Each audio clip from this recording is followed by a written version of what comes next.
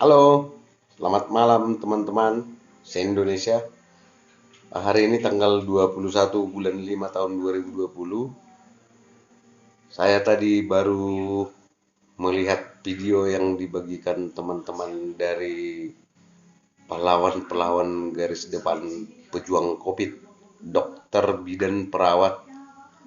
Mereka semua sedih dengan kejadian yang terjadi pada hari ini, di mana mereka melihat banyaknya orang yang mudik kampung halamannya, sementara pemerintah sudah melarang untuk mudik. Ya, aku rasa ini sesuatu hal yang perlu kita perhatikan ketika pemerintah melihat perlunya pemutusan dari penularan COVID ini. Orang-orang disuruh atau dianjurkan untuk tidak mudik. Apa yang terjadi? Masyarakat kita banyak yang mudik. Lantas di mana kesalahan ini? Ketika satu sisi masyarakat ingin mudik kampung halamannya, para pejuang medis kita menganjurkan untuk mudik. Satu hal yang harus kita pahami, para pejuang COVID kita bahkan ada sampai 2 bulan ini belum bertemu dengan keluarganya. Jangankan mudik, bertemu dengan keluarganya saja mereka belum sampai pada saat ini. Lantas, kenapa kawan-kawan kita mudik, keluarga kita mudik? Ketika pertanyaan ini kita lemparkan kepada yang mudik, mereka pasti akan berkata, sudahlah, COVID itu kalau memang ada COVID, biar kami yang nanggung. Kami akan mudik. Mereka tidak tahu apa yang terjadi ke depan. Kalau mereka masuk, berarti yang menangani ini para pejuang COVID. Saya tadi melihat videonya. Ada dokter, ada perawat, ada bidan menangis. Bahkan mereka seperti memohon kepada masyarakat Indonesia agar tidak mudik. Sebetulnya seperti yang dijelaskan pemerintah, COVID ini adalah virus yang akan mati dalam 8 jam. Seperti itu kira-kira yang saya dengar. Kalaupun salah, diperbaiki. Tetapi kalau kita ambil logikanya, ketika 8 jam, kalaulah kita berdiam diri di rumah 3, oke lah, kita anjurkan pemerintah 14 hari berdiam diri di rumah, berarti ini akan putus. Tidak akan lagi corona. Karena katanya virus ini membutuhkan induk untuk berkembang biak atau untuk hidup atau untuk berpindah kepada orang lain. Kenapa kita tidak melakukan ini?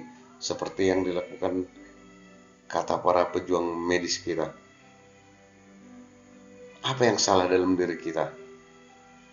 Saya rasa mental kita sudah rusak. Nah, yang saya sampaikan kepada para pejuang medis, tetap semangat. Tetap semangat.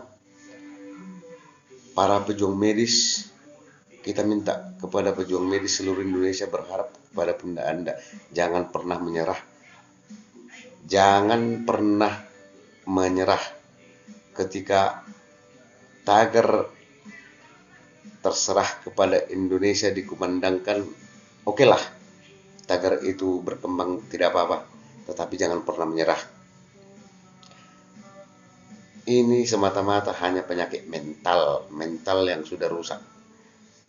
Mental yang sudah rusak ini, ketika kawan-kawan medis merasakannya pada saat ini, pada saat virus corona, kami para guru FGS di Simalungun sudah merasakannya dimulai pada tahun 2013. Bayangkan 2013 ke tahun 2020, 7 tahun. Kami telah merasakan mental dari manusia-manusia kita saat ini setelah rusak. di mana kami para guru PTT di Simalungun berusaha untuk memerdekakan mental masyarakat Simalungun, terutama dari anak didik kami. Mengapa saya katakan seperti itu? Kami para guru di Simalungun telah dijolimi oleh gadis kami, Ibu Elpiana Sitepu, Sekretaris Dinas Bapak Persaulian Sinaga, termasuk Kabid Dikdas Bapak Banggua Sinaga. Kami tidak menyerah bahkan ketika Bapak dan Ibu itu tidak mengeluarkan SK PTT kami tidak menyerah. Bahkan ketika mereka memberikan bantuan kepada guru honor, ada sekitar 50 orang anggota kami tidak diberikan, kami tidak menyerah. Kami tidak akan menyerah. Kami tidak akan menyerah untuk memerdekakan mental dari masyarakat anak didik kami di Simalungun. Jadi perjuangan kami sudah kita sampaikan melalui media sosial kepada Presiden, kepada Menteri, kepada KPK, bahkan kepada siapa-siapapun yang terlibat kepada pemerintahan ini setelah kami sampaikan. Nah, masalahnya ketika pesan kami tidak sampai, mungkin mereka tidak membacanya, mungkin mereka tidak melihatnya, kami tidak akan menyerah. Kami tidak akan menyerah dan kami tidak akan berhenti berjuang untuk memerdekakan mental di Simalungun. Kami mulai dari Simalungun dan saya berseru kepada guru-guru di seluruh Indonesia agar tetap memerdekakan mental dari kita, mulai dari siswa kita selaku guru. Kita tidak muluk-muluk, kita tidak akan mengatakan kepada semua masyarakat, tidak. Mungkin sudah seperti itu yang terjadi. Kita tidak akan menyerah. Kita mulai dari siswa-siswa kita. Kita merdekakan mental mereka supaya tidak terjadi yang seperti ini. Saya kasihan. Kalau saya bilang kasihan, saya termasuk orang yang dikasihani. Saya merasa tersentuh ketika kawan-kawan dari medis terkurung sampai 2 bulan, ada yang sampai 3 bulan, sebulan, ada yang meninggalkan keluarganya, ada yang meninggalkan anaknya di rumah sampai sekarang belum bertemu. Sementara banyak di antara kita ingin mudik melihat keluarganya. Bahkan yang dari terkecil pun ingin belanja, ingin baju baru, ingin semuanya.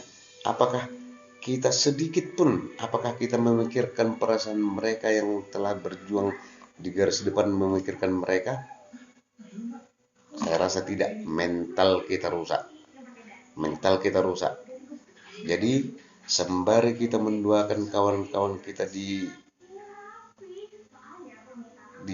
para pejuang terdepan COVID-19, kami juga meminta perjuangan doa.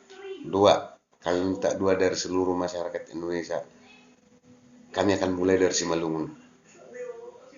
Kami tidak akan menyerah memerdekakan mental masyarakat supaya kejadian seperti ini tidak akan terjadi di masa akan datang.